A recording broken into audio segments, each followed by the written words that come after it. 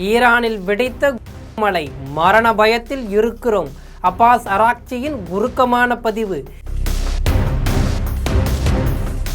இனி இந்தியர்கள் யாரும் வராதீங்க.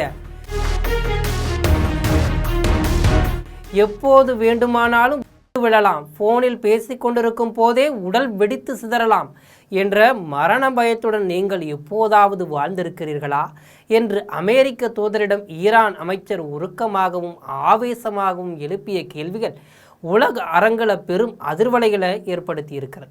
மறுபுறம் களத்தில் அமெரிக்க வீரர் கொல்லப்பட்டதால் உச்சகட்ட கோபமடைந்த ட்ரம்ப் ஈரான் மீது குண்டுமலையை பொழிய உத்தரவிட அடுத்தடுத்த வான்வழி தாக்குதல்களால் மத்திய கிழக்கு பிராந்தியம் முழுவதும் அனல் பறக்க தொடங்கி இருக்கிறது. இந்த பதற்றமான சூழல்ல ஈரானில் உள்ள இந்தியர்கள் உடனடியாக வெளியேறுமாறு மத்திய அரசு விடுத்துள்ள அவசர எச்சரிக்கை உலக நாடுகளின் கவனத்தை ஈர்த்திருக்கிறது. இது குறித்து பின்னணி தகவலை தற்போது விரிவாக பார்க்கலாம்.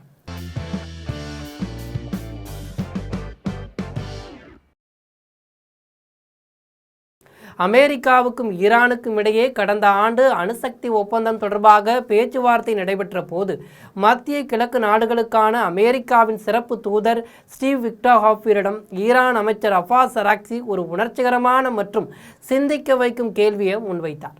அது என்னவென்றால், மரண பயத்துடன் நீங்கள் எப்போதாவது பேச்சுவார்த்தை நடத்தி இருக்கிறீர்களா? எப்போது வேண்டுமானாலும் குண்டுவீச்சு நடக்கலாம்.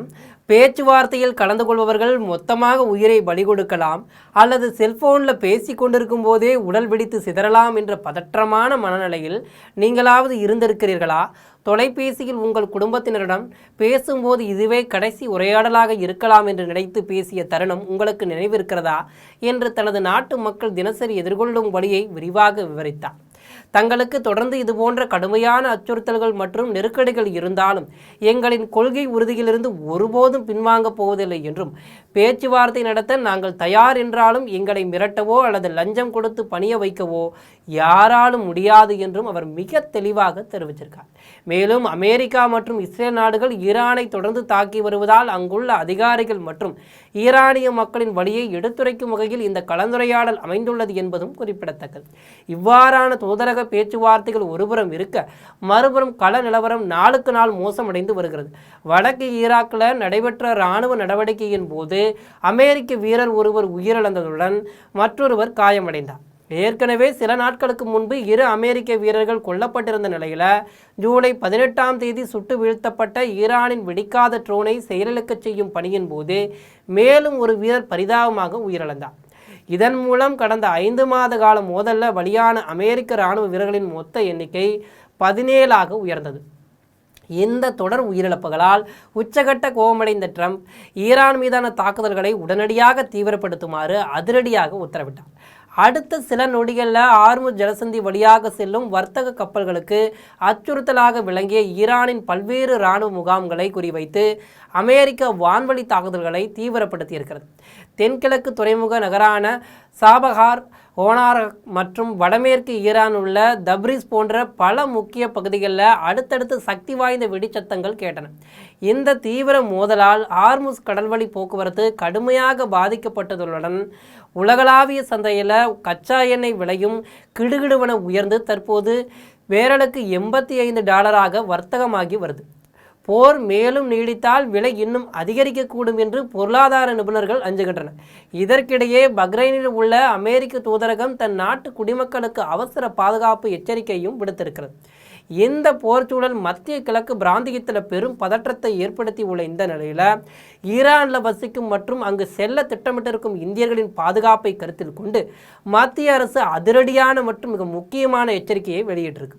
ஈரான் முழுவதும் வன்முறை மற்றும் நிலையற்ற தன்மை அதிகரித்து வருவதால் இந்தியர்கள் யாரும் தற்பொழுது ஈரானுக்கு பயணம் செய்ய வேண்டாம் என்றும், ஏற்கனவே அங்கு தங்கியிருப்பவர்கள் பாதுகாப்பு கருதி உடனடியாக தற்காலிகமாக வெளியேற வேண்டும் என்றும் தூதரகம் கேட்டுக்கொண்டிருக்கு. ஈரானிலேயே தொடர்ந்து தங்குவதற்கு தள்ளப்பட்டவர்கள் மிகுந்த எச்சரிக்கையுடன் இருக்கவும், குறிப்பாக இராணுவ நடவடிக்கைகள் தீவிரமாக நடைபெற்று வரும் தெற்கு கடற்கரை பகுதிகளை முற்றிலுமாக தவிர்க்கவும் அறிவுறுத்தப்பட்டிருக்கு. மேலும் ஈரானில் உள்ள இந்தியர்கள் அனைவரும் அங்குள்ள இந்திய தூதரகத்தில் தங்களை பதிவு செய்து கொண்டு உள்ளூர் செய்திகளையும் அதிகாரப்பூர்வ அறிவிப்புகளையும் உன்னிப்பாக கவனித்து வருமாறு அன்புடன் கேட்டுக்கொள்ளப்பட்டிருக்கின்றனர். இந்நிலையில் ஒருபுறம் மரண பயத்தை எதிர்கொள்ளும் நாடுகளின் தூதரக போரும், மறுபுறம் அதிபர் டிரம்பின் உத்தரவால் நள்ளிரவில் வெடிக்கும் குண்டுமலையும் உலக அரசியலை மீண்டும் ஒரு அச்சுறுத்தலான கட்டத்திற்கு தள்ளியிருக்கிறது. கச்சா எண்ணெய் விலை உயர்வு முதல் வளைகுடா நாடுகளில் வசிக்கும் வெளிநாட்டினரின் பாதுகாப்பு வரை இந்த மோதல் பல விளிம்புநிலை சிக்கல்களை உருவாக்கி இருக்கிறது.